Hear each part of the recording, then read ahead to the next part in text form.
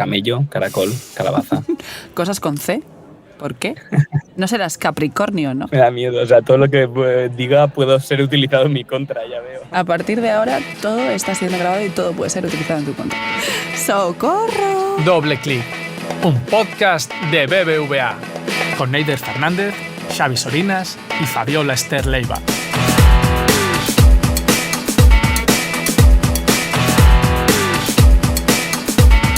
Micros abiertos para darle a un nuevo episodio. Esto es Doble Clic, el podcast del equipo de diseño de BBVA.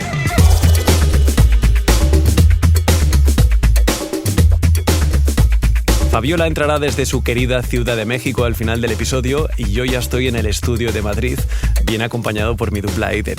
Dime que estás genial, por favor. ¿Qué pasa? Pues estoy perfecta. Es que siempre estás bien, no sé cómo lo haces, siempre estás bien. Es que esto es cuestión de actitud, hombre. Y llevas un piercing nuevo hoy.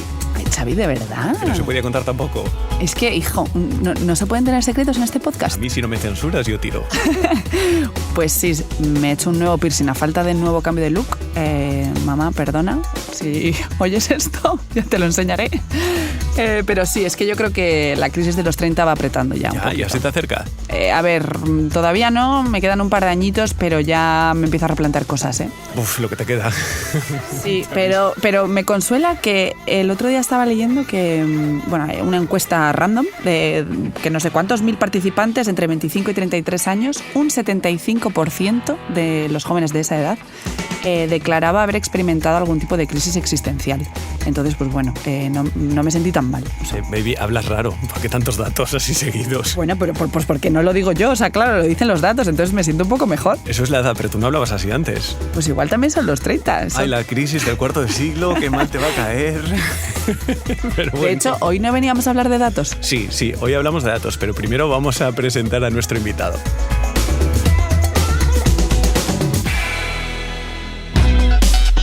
Doble Clic, un podcast de BBVA.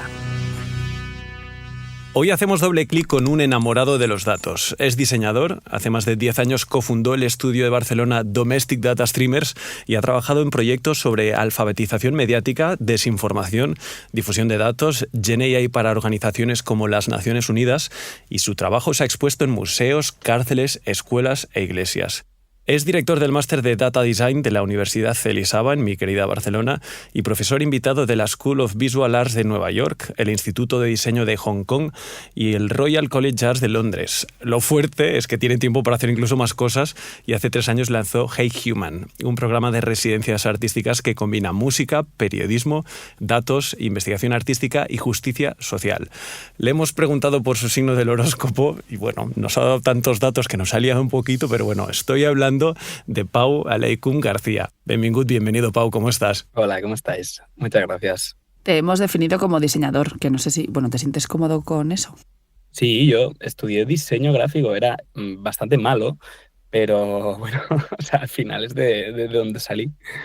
¿Cómo llegas de estudiar diseño gráfico a toda la de cosas que acabo de contar ahora al iniciar este episodio, Pau? Yo estudié en Elisava y Elisava cuando yo empezaba tenía un lema que era I'm not an artist, o sea, I'm a designer. Y ahí reside, yo creo, una de las claves de esa escuela, que era una escuela que hasta cierto punto buscaba mucho una tecnificación para darle más fuerza a un diseño que en España en ese momento pues estaba un poco por los suelos, ¿no? Se relacionaba muchísimo, sobre todo el diseño con más vinculado a la empresa como el artista que nos va a hacer el logo. Y era una disciplina bastante precarizada.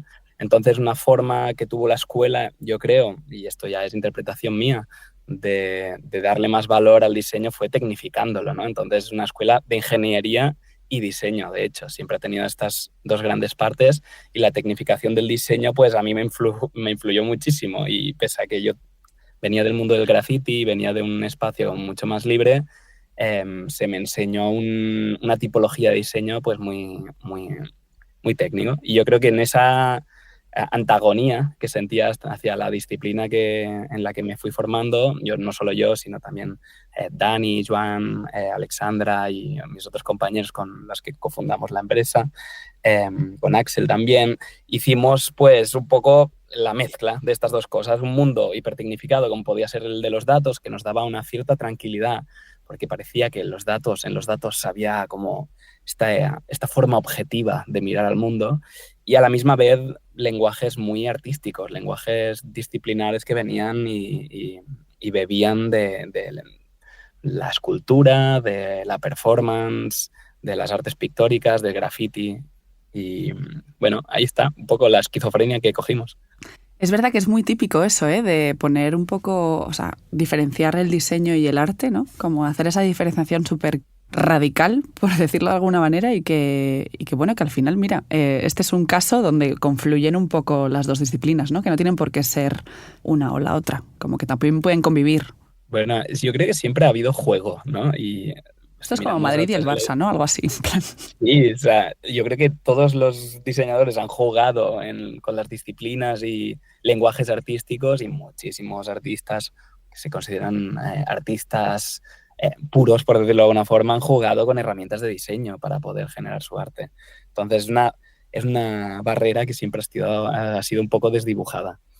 Sí, pero está esta cosa de el arte es como para ti mismo, ¿no? Casi, y como que el diseño siempre es hacia afuera, hacia las necesidades de los demás, ¿no? Como que se hacía siempre. Yo recuerdo también en el cole, en la universidad, esa diferenciación. Pau, hablemos de Domestic Data Streamers, el estudio que hace más de una década fundasteis. Nos interesa entender cómo llegáis a crearlo y sobre todo cuál es el impacto, la misión que buscabais o que seguís buscando, vamos.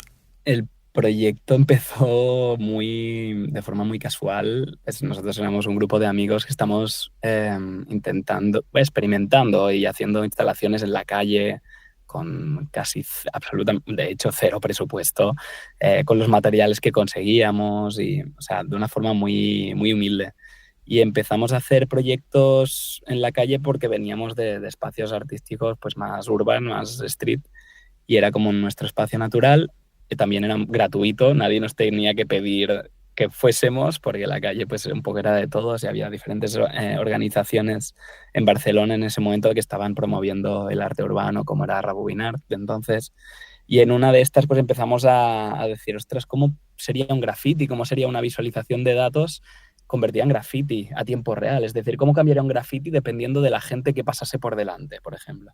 Ostras. Hicimos una de las primeras instalaciones que era precisamente eso. Nos pusimos delante de un muro, hicimos una línea de tiempo y durante 24 horas sin parar le preguntamos a toda la gente que pasaba por delante de ese muro cómo se encontraba, si estaba bien, si estaba mal. Hicimos un infográfico sobre el estado emocional de toda la gente que pasaba por ese muro, ¿no? Y su edad, y bueno, fuimos visualizando una serie de datos, y por ahí pasó el director de la Feria de Arte Contemporáneo de Barcelona, el SWAP, de casualidad, y lo vio y dijo, ostras, yo os dejo un espacio para que vengáis en 2 semanas que abrimos la feria y podéis allí, tenéis un espacio a 15 metros y tal.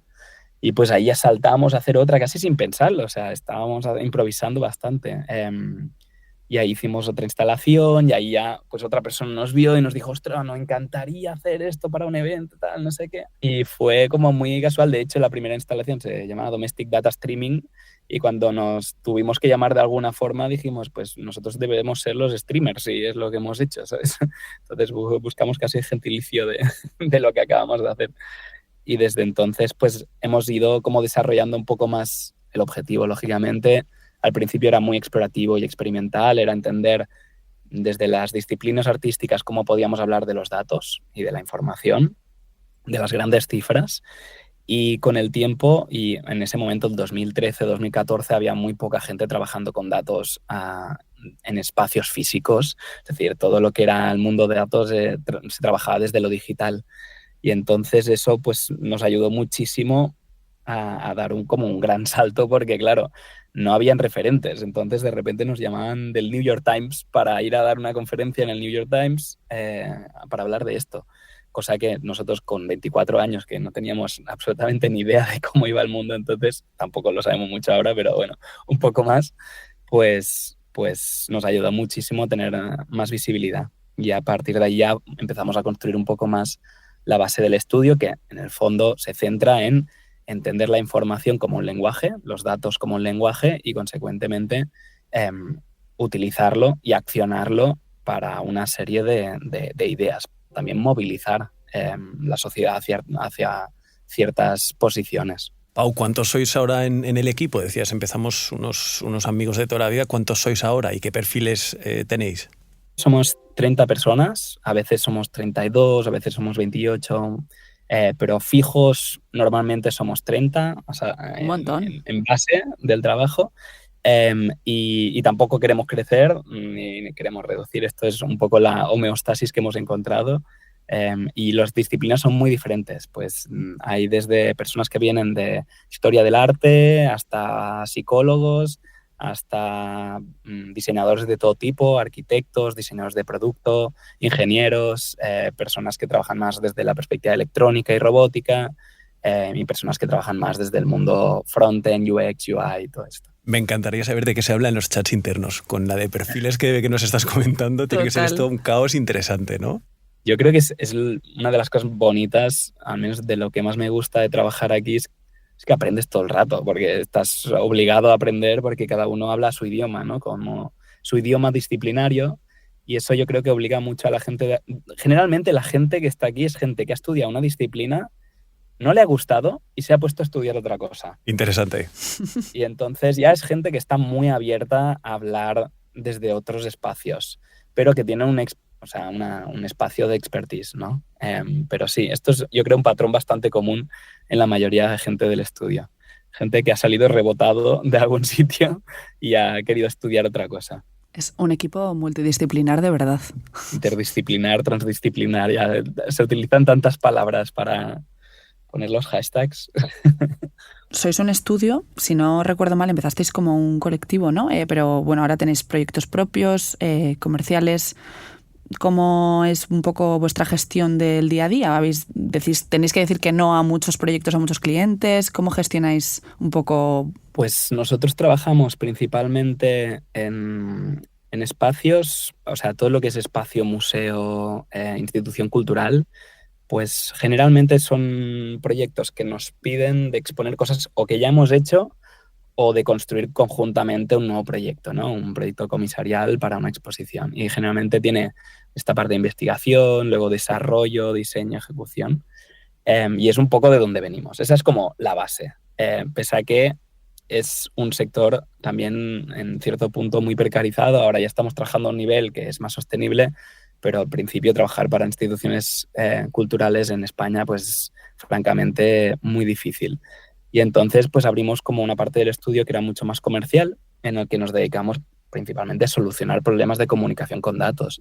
Y eso lo aplicamos a dos sectores que estaban muy interesados en el tipo de expertise que nosotros teníamos, que era el sector de impacto social y sobre todo instituciones globales que trabajan muchos datos, pues desde las Naciones Unidas, UNICEF, UN Women, todas estas diferentes oficinas que caen desde las Naciones Unidas hasta organizaciones no gubernamentales como Oxfam.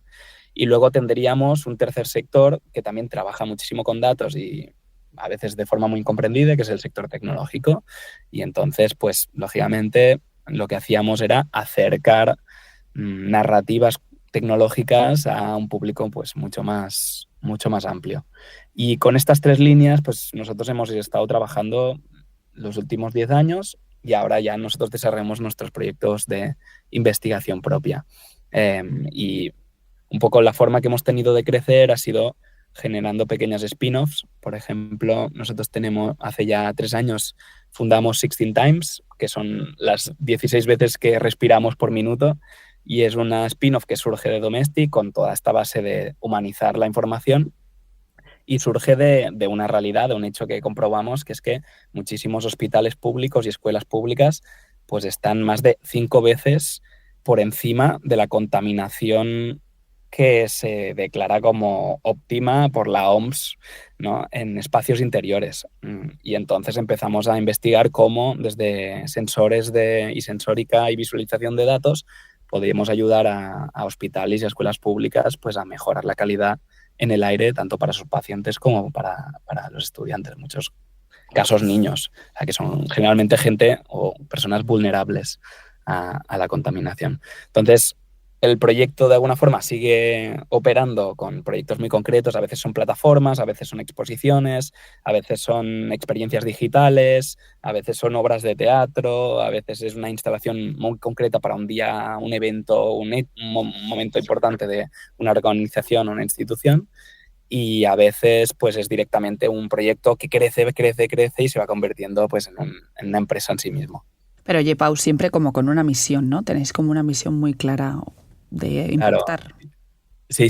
Bueno, o sea, lógicamente para nosotros, al final, el doméstico, la herramienta empresa, nos sirve como una herramienta precisamente para llegar a hacer ciertas cosas. La primera de todos es hacernos preguntas, preguntas que no nos estamos haciendo mucho. Es decir, ahora vivimos un momento como profundamente polarizado en muchos aspectos, no solamente en el político, y donde de alguna forma está lleno de gente convencida. O sea, es decir, que la mayoría de gente se basa en muy poca información para decir sí, esto es así, ¿no? Entonces, gran parte de nuestro trabajo es despertar un poco el espíritu crítico. Es decir, en la mayoría de exposiciones que nosotros hacemos y proyectos, todo surge de una pregunta. Nosotros no determinamos nada. Muchas veces lo que construimos son espacios en los que la gente pueda estar cómoda no sabiendo algo, ¿no? Esto yo creo que es algo como un planteamiento que tiene de base, o sea, una base muy, muy trascendente en cómo entendemos o cómo creamos conocimiento en nuestra cabeza. Hay este psicólogo suizo, el señor Jean Piaget, y este señor habla mucho del conocimiento acomodado versus el conocimiento asimilado, ¿no? Y dice que, claro, para haceros una metáfora, si todo nuestro conocimiento, nuestra cabeza es una casa, pues cuando viene un nuevo conocimiento pica a la puerta de casa, ¿no? Y de repente tú abres la puerta y ahí te encuentras, no sé, pues una mesa de comedor. Y dices, ostras, esto me va perfecto para el comedor, porque no tenía mesa. Y entonces lo entras y pasa ahí. Esto es un conocimiento pues asimilado, que es que te va bien. Por ejemplo, a mí me encanta la pasta, me voy a un restaurante y me dicen, tienes que probar este plato de pasta que te encantará. Yo digo, sí, este conocimiento me cuadra, me encaja con mi visión del mundo, lo acepto, lo engrano en mí. Ahora, el conocimiento más difícil es otro, es el acomodado, ¿vale? Este conocimiento es cuando te pican a la puerta de casa, abres la puerta y te encuentras una cama. Y dices, hostia, yo ya tengo una cama. Además, es la cama de mis abuelos. Es una cama que yo quiero, que ha estado aquí siempre toda mi vida. Y claro, yo para meter esta cama en mi habitación tengo que sacar esa, ¿no? Entonces, ese tipo de conocimiento, que para daros un ejemplo, por ejemplo, nos escuchan muchos niños aquí, si no, disclaimer, desconectad para los niños. Puedes tirar, ¿no? El target es más elevado. Me está gustando mucho la metáfora. Sigue. Para los niños, por ejemplo, yo me acuerdo el día que me dijeron que los Reyes Magos eran los papás, pues eso es un momento de que se te cruje la cabeza porque dices, ¿qué me estás diciendo? Que hay una conspiración mundial de todos los padres del mundo para engañar a las personas que más quieren, que son a sus hijos, diciéndoles que hay unos Reyes Magos que llevan regalos por todo. Esto no tiene ningún tipo de sentido, ¿no? Entonces eso es un crash, es una cosa que es mucho más difícil de masticar. Para poner un ejemplo más absurdo, pero luego cuando hablamos de política, de religión, de estas grandes narrativas que construyen nuestra identidad y quiénes somos, hablamos de lo mismo, ¿no? Es un tipo de conocimiento que cuando intentamos generar diálogo, cuando intentamos generar un tipo de debate, pues mucha gente lo ve como una agresión. ¿Por qué? Porque es una agresión a su identidad sacar esa cama de esa habitación. A sus creencias. Entonces, también, ¿no? Claro. Exacto.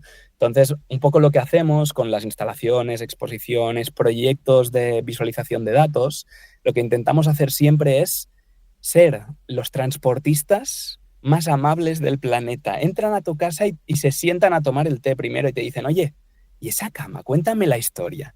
Y se la cuenta. ¿Y por qué la quieres tanto? Ostras, pues mira, la cama que hemos traído y le explicamos la historia. Y ahí hay un debate, y hay una conversación. Y a veces la cama entra y a veces la cama no entra. Pero no se fuerza, no hay una discusión, ¿no? Simplemente hay la posibilidad de que esa cama se cambie.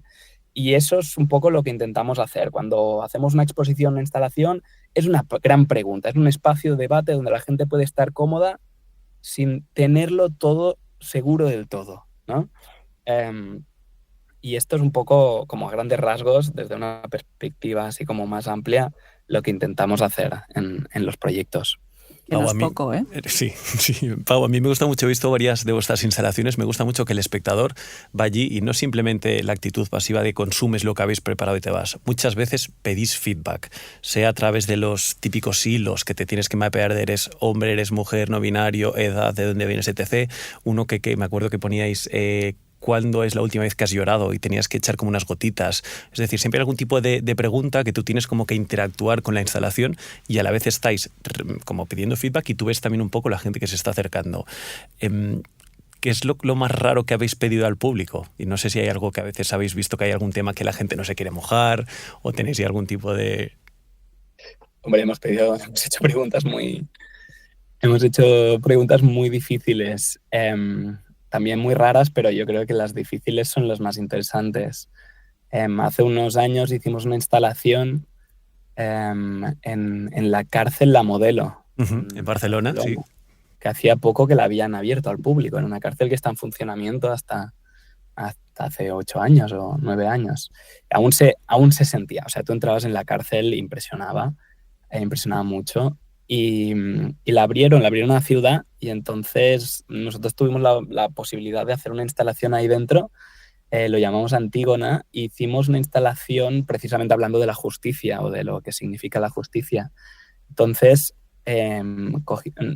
estuvimos trabajando en 8 celdas diferentes. En cada una de estas celdas, que están abiertas al público, en uno de los pabellones centrales, la gente entraba y se encontraba ahí con una balanza muy grande, ¿no?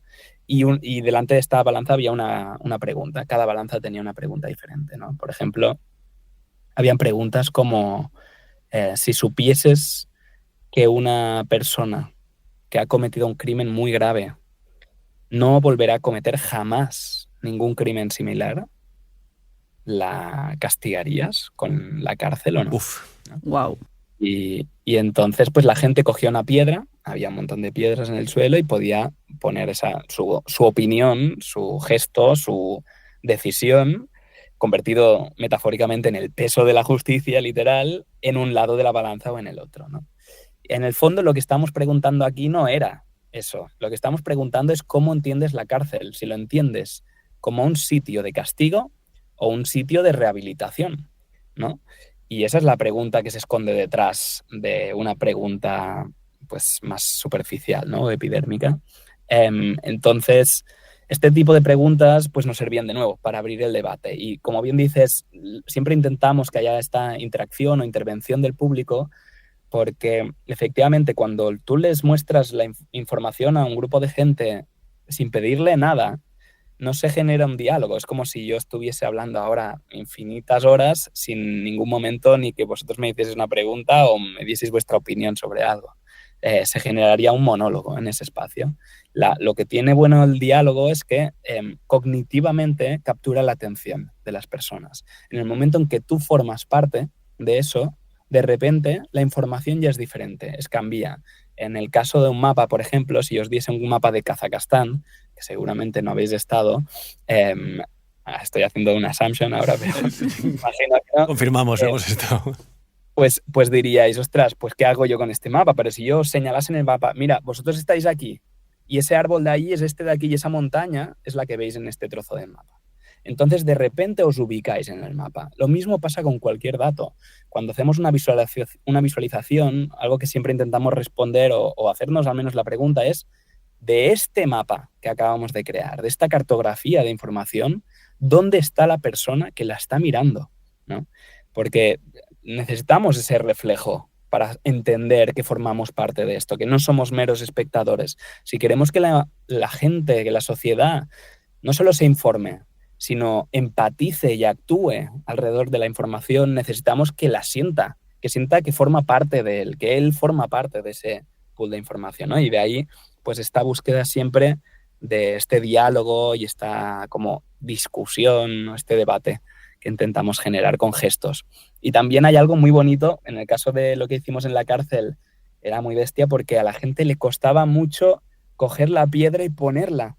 Claro. Porque es muy diferente a responder algo en el aire. O sea, las palabras se las lleva el viento, pero coger una piedra y dejarla ahí, ese gesto físico, ese cambio, es que has actuado tú, has hecho ya una acción en esa dirección, ¿no? Y entonces lo que empezó a pasar es que había mucha gente que no podía responder, pero quería interactuar y dejaba las piedras encima de la balanza, justo en el medio. ¿En serio? Hackeando la pregunta, ¿no? Sí. Y es bonito también ese grado de intervención que normalmente en el espacio digital es muy difícil que suceda, ¿no? Porque en un espacio digital, cuando te dan un formulario, pues ha pasado muchas veces, ¿no? Ahora ya estamos en otro estadio de la sociedad, pero bueno, durante muchos años te salía género, hombre, mujer, ya no había más, ¿no? Ya no había ninguna otra opción y ni siquiera había la opción, ¿no? En el espacio físico, cuando tú generas una instalación, una exposición, lo que sea, la gente tiene la capacidad de hackearla mucho más fácilmente. Y en estos hackeos, en estos espacios en los que la gente pasa por encima del diseño, se ve otro tipo de información que es súper valuosa. Y es la información en la que el diseñador no ha pensado, en el que nosotros mismos no pensamos, ¿no? Y habla de una parte mucho más humana de este tipo de relato o de debate. Pau, ¿aceptáis también proyectos 100% digitales? ¿O Domestic Data Streamer solo trabaja si puede tener esa instalación física con la gente que lo visite y lo pueda tocar? No. Hemos trabajado muchísimo digital. De hecho, somos 4 grandes equipos en el estudio y hay uno que está solo enfocado a digital, a desarrollo a veces trabajan en instalaciones y exposiciones digitales, pero principalmente son plataformas, grandes plataformas de datos, datos complejos que necesitan precisamente de este triaje y de esta generación de diálogo alrededor, ¿no? Entiendo que se diferencia entre la visualización de datos y la representación de datos, ¿no? Que puede parecer lo mismo, pero no lo es.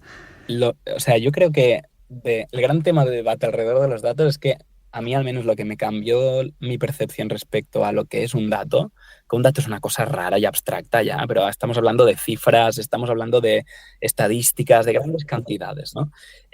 Los datos per se son inherentemente reduccionistas, ¿vale? Es decir, una forma que se me podría... Hay este dicho mítico de Tom, un dios egipcio, que decía, el total siempre es más que la suma de las partes. Es decir, que cuando los pastores egipcios contaban las ovejas, ¿vale? Siempre les faltaba una. Siempre les faltaba una, ¿no? Cuando cuentas algo, pierdes el poder del todo, en cierto modo. No es lo mismo decir que hay un Pau, un yo, una persona, que decir, mira, hay una cabeza, un torso, 2 brazos y 2 piernas, ¿no? Los datos pueden jugar como un papel muy grande en esta deshumanización que sentimos muchas veces cuando lo desvinculamos de lo que realmente significa. O sea, hay como algo en los datos que nos sirve para procesarlos, para entender realidades muy grandes, pero para hacer eso necesitamos reducir mucho las cosas. Y en ese reducir, pues quitamos muchas cosas de medio. Yo pongo siempre el ejemplo de Google Maps. Hay una persona que vive en la calle, muy cerca de la universidad donde yo trabajo, y esa persona no sale en Google Maps. Sin embargo, un McDonald's que pusieron ahí hace nada y que lleva muchos menos años que esta persona sin hogar viviendo ahí, sí que sale en Google Maps. Entonces, en Google Maps, de repente, ¿qué es lo que está representando? Está representando solo una capa de la realidad, ¿no? Hay una selección de los datos que se deciden disponer ahí. Y esa selección, generalmente, como es tan ubicuota, está tan esparcida por las herramientas que utilizamos, ni somos capaces de verla, ¿no? O sea, desaparece. Todo lo que no está en el mapa, pues desaparece. Hans Rosling, que es, pues yo creo que una de las grandes entidades, en paz descanse, del mundo de los datos y la estadística, decía una cosa preciosa que era, tú una canción, para sentirla, para apreciarla, la mayoría del mundo la necesita escuchar. Lo que hacemos con los datos a menudo es simplemente mostrar las notas. Es mostrar el pentagrama, sin ser capaces de escuchar lo que hay detrás, ¿no? Y esto es un poco el paso o el intento que intentamos hacer nosotros, generar esta música. Estos son los datos, ok, pero ¿qué significa? ¿No? ¿En qué me afecta a mí? Y ahí ya está como una elevación del lenguaje, de entender que el dato y los datos en general tienen su propia gramática, su ortografía, tienen su propia forma de manifestarse y que lo puedes utilizar a tu favor o en tu contra si te haces las preguntas adecuadas, ¿no? Sobre todo porque efectivamente comprender cómo surgen este tipo de números, ¿no?, te pueden ayudar a tomar decisiones para cambiarlos, sobre todo, ¿no? Porque decías tú, a veces pasan desapercibidos y tener esa conciencia de a qué entorno o contexto pertenecen, pues ayuda también a ubicarlos. Qué bonito. ¿Cuántas referencias, Madre mía. Pau, yo me pregunto cómo encaja la inteligencia artificial con todo lo que estamos hablando. Es verdad que tiene acceso a muchísimos datos, también algunas fuentes no van a estar ahí censadas, lo que comentabas ahora, por ejemplo, de Google Maps, ¿no?, que pinta una realidad, no todo lo que ves, por ejemplo, cuando vas a la calle, pero inteligencia artificial, por ejemplo, te puede, en función de la pregunta que tú le sueltes, te puede mostrar una parte de la realidad y de ti depende cómo le preguntes para que no haya el sesgo ese de alucinaciones o bien queda, que es con ChatGPT y muchas de estas herramientas. ¿Cuál es tu relación con esa realidad? Para nosotros siempre el posicionamiento ha sido desde cierta distancia. Nosotros empezamos a utilizar inteligencia artificial generativa muy pronto, muy por casualidad. Empezamos a hacer de los primeros como usuarios experimentales de OpenAI con GPT-1 y GPT-2. Entonces era como algo muy orgánico para nosotros porque de alguna forma era coger una base de datos y convertirla en un lenguaje estructurado natural, que era un poco lo que hacíamos a través de diferentes disciplinas artísticas. Y en este caso, lo que más nos sorprendió es que enseguida se formó como esta falsa dicotomía de la inteligencia artificial acabará con el mundo o la inteligencia artificial nos va a salvar a todos, ¿no? Y nuestro posicionamiento siempre ha sido como cómo podemos ser muy críticos con el potencial impacto de esta tecnología, cómo podemos ser muy responsables alrededor de cómo utilizarla, pero proponer algo. Es decir, es demasiado tarde para ser simplemente pesimistas. O sea, yo creo que es un privilegio que tenía quizá la generación anterior, pero que nosotros no tenemos. Entonces, tenemos que proponer soluciones, ¿no? En cuanto a lo que decías de casos de usos concretos, nosotros hemos desarrollado como diferentes líneas de investigación siempre desde usos pragmáticos y nuestro punto de partida siempre ha sido intentando salir fuera de las lógicas de mercado. Es decir, nunca nos hemos preguntado cómo hacer dinero con esto, sino nos hemos planteado, ok, tenemos un proyecto de investigación alrededor de inteligencia artificial, tenemos una cierta financiación de Europa, vamos a explorar qué impacto puede tener esto, por ejemplo, en la reconstrucción de memoria visual para comunidades que la han perdido, ¿no? Y entonces ahí empezamos a utilizar generación de imágenes, algoritmos de generación de imágenes, para reconstruir imágenes históricas de comunidades migrantes que debido a esta migración forzada que han sufrido debido a una guerra o una persecución política o un desastre natural, pues han perdido pues, todos sus móviles, sus álbumes de fotos, sus discos duros, absolutamente todo lo que tenían de imágenes de su pasado, ¿no? Y con ello, pues una parte de su identidad ha desaparecido y empezamos a reconstruir desde ese software, desde esa herramienta concreta, pues algo que puede ser muy útil para una comunidad, hasta al nivel de que luego ya se va incrementando y ahora ya es un proyecto pues más de investigación, donde hemos involucrado ya varias universidades en Canadá investigando el potencial impacto que puede tener esto en personas con demencia y Parkinson. Pero como veis, el objetivo primordial es, primero, cómo podemos utilizar estas herramientas para un fin específicamente social e identitario y después construimos un esfuerzo financiero de diferentes entidades, instituciones, organizaciones para financiar este proyecto para que pues, se pueda escalar. Y luego otro proyecto que hemos hecho más vinculado a NLPs, a sistemas de lenguaje, es Skeptic Reader, que es un plugin que desarrollamos hace unos meses, bueno, ahora ya hará casi un año, que es un sistema, o sea, empezamos a ver que había un montón de fact-checkers con algoritmos. Y a mí me horrorizaba la idea de que un software privado te dijese si algo es verdad o es mentira, porque es como delegar la verdad. Es como, de repente, a mí me pasa que yo hago muchas fotos y ya como le ha hecho foto a algo, ya no me acuerdo de lo que le he hecho foto, ¿no? Y sí, hemos delegado un poco nuestra memoria visual a nuestros teléfonos móviles, pero delegar la verdad ya me parece como too much.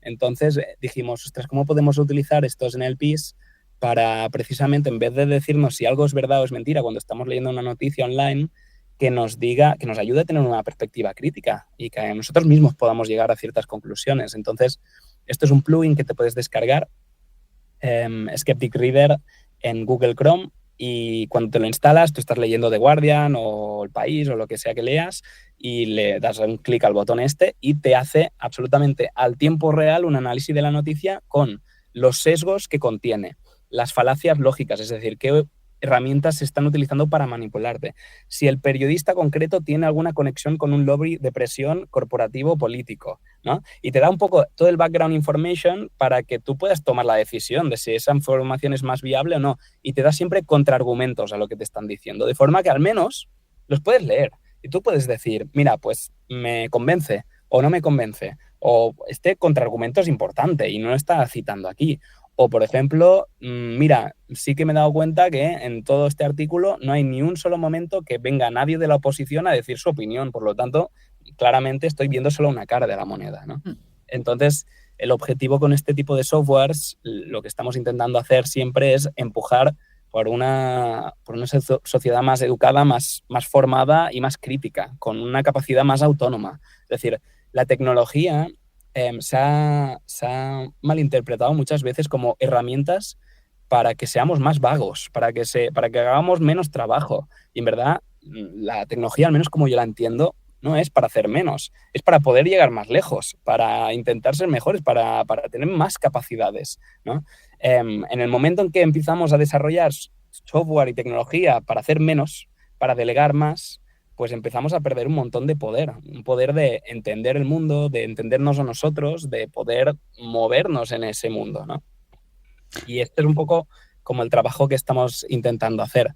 Más allá de esto, último experimento que hemos hecho ha sido el del Parlamento, en el que empezamos a utilizar las cámaras de streaming de diferentes parlamentos para detectar cuando los políticos se quedan dormidos. Ese nos encanta. Ha acabado generando un mapa, una cartografía que esto seguro que hay marcas como Picolín que les interesaría muchísimo, ¿sabes? Pero que de alguna forma habla de cómo se puede utilizar esta tecnología en vez de una tecnología de control, de surveillance hacia la sociedad, cómo se puede girar esos sistemas de control y dirigirlos en vez de hacia la población, pues hacia el gobierno, para que no sean simplemente herramientas de control, sino también herramientas pues de accountability, ¿no? Para entender lo que está sucediendo en estos espacios que a veces nadie tiene el ojo puesto. Es verdad que no es lo más típico, Pau, ¿no? Que cuando hablas de aplicaciones de inteligencia artificial, tú decías lo de vago, ¿no? Es eso, cómo optimizar tiempos para currar menos o necesitar menos recursos. Es verdad que la capa que estás comentando de ese uso crítico de la tecnología o de incluso la subversión, ¿no? De narrativas dominantes, pues bueno, es un punto de vista ahí interesante. Si alguien tiene como ganas de rascar ahí un poco más, palabras clave para informarse de eso, ¿se te ocurre alguna? Nosotros trabajamos mucho sobre un concepto que se llama algorithmic dissidence, disidencia algorítmica. Uh-huh. Es precisamente la búsqueda de, o sea, entendiendo que los algoritmos son sistemas predictivos, sistemas que están de alguna forma sujetos y sometidos a una dictadura del pasado, es decir, de las bases de datos, solo pueden imaginar en base a lo que ya ha sucedido anteriormente, ¿no? Y un poco lo que intentamos hacer es romper eso. Es decir, cómo podemos invertir esos procesos y de alguna forma que no estén sujetos a las clásicas dinámicas de optimización, sustitución y control, que son principalmente las razones por las que utilizamos esta tecnología, e intentamos convertirlas en herramientas un poco que vayan un poco más allá, es decir, que puedan hacer cosas no que ya podíamos hacer nosotros antes, sino cosas que no podíamos hacer de ninguna forma. Era imposible.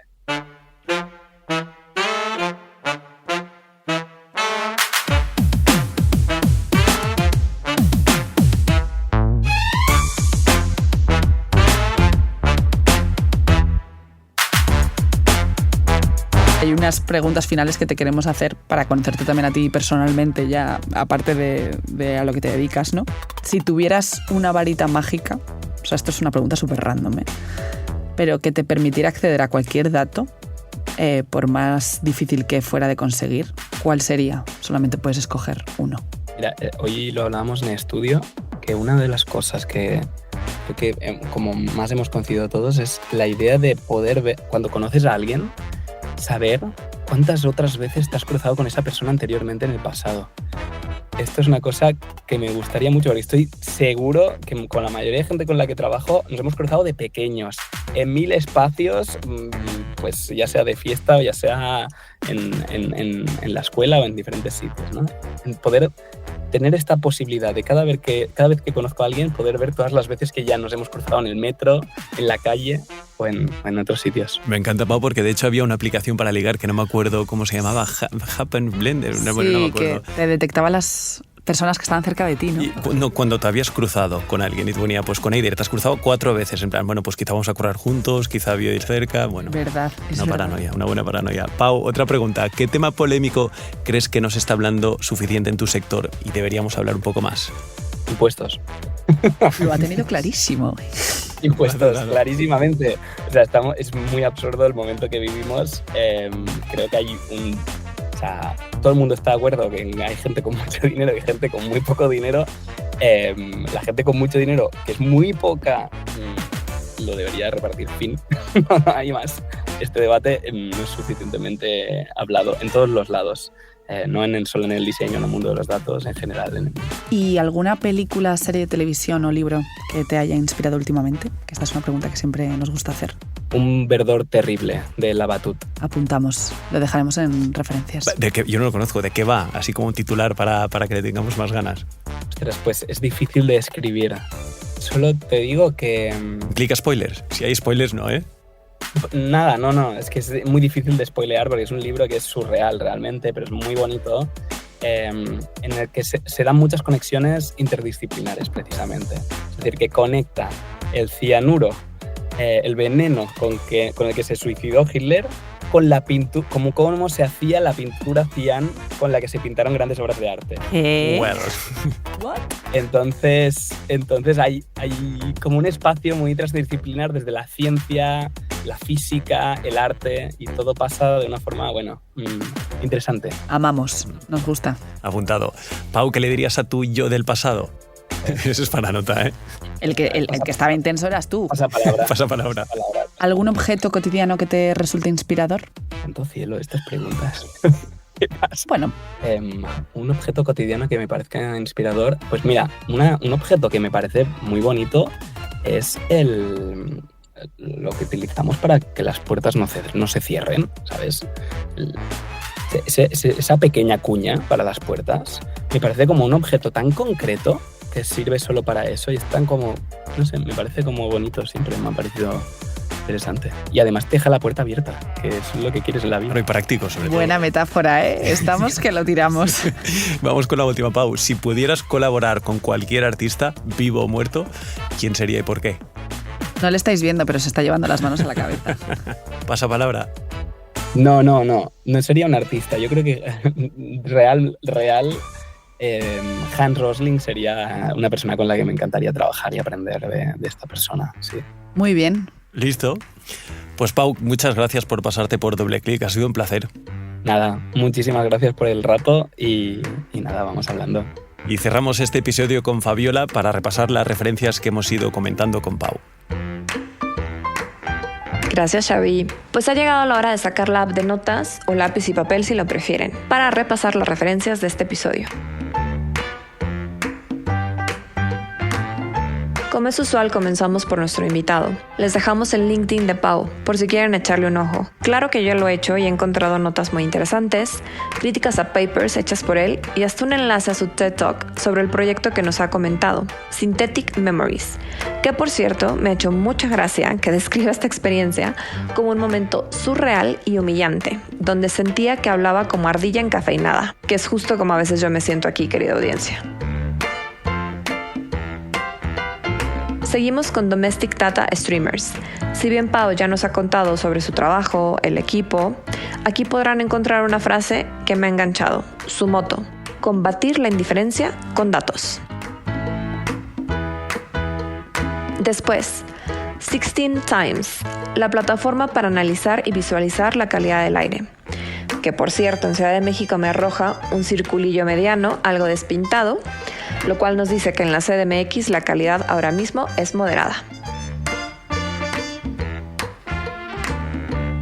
Rebobinart, Rebobinart fomenta una visión del arte urbano poniéndolo a disposición de la sociedad, a través de la creación de proyectos que se arraigan al territorio, que aportan un valor añadido al espacio urbano y que generan así una nueva vía de comunicación con la ciudadanía. Esto para propiciar el espíritu crítico y transmitir mensajes de carácter social.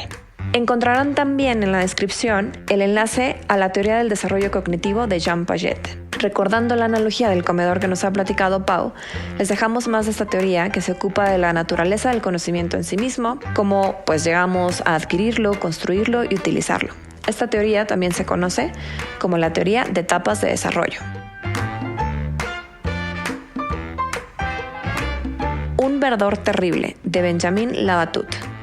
Parafraseando lo que he encontrado al respecto, el libro contiene narraciones fascinantes que tienen como hilo conductor la ciencia, sus búsquedas, experimentos e hipótesis, y los cambios que, para bien y para mal, introduce en el mundo y nuestra visión de él. Han Rosling, este médico sueco, quien fue fundador o participó en la fundación Gapminder y desarrolló el sistema Trendalizer. Trendalizer es un software de visualización de información para animación de estadísticas que fue inicialmente desarrollado en Suecia. Después lo adquiere Google y pues hoy podrán encontrar la versión beta con datos históricos y estadísticos sobre el desarrollo de los países en el mundo. Cerramos con una recomendación que nos ha dejado Xavi, A More Beautiful Question de Karen Berger. El libro comparte historias de avances sorprendentes que comenzaron con una pregunta simple pero hermosa y muestra cómo todos podemos utilizar las preguntas como herramienta para lograr cambios y transformaciones en nuestro trabajo, en nuestra vida y el mundo que nos rodea.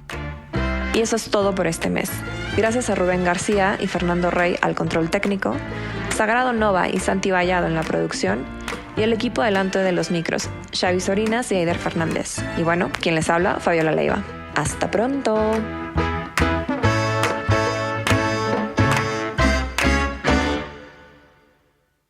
Pues bueno, nada, eso ha sido una tarde un poco... Y lo que queda. Que la peña en el banco corraba como más tranquis. Pero bueno, pero ojalá. No es mi caso, no me pasa. En diseño tenemos curro.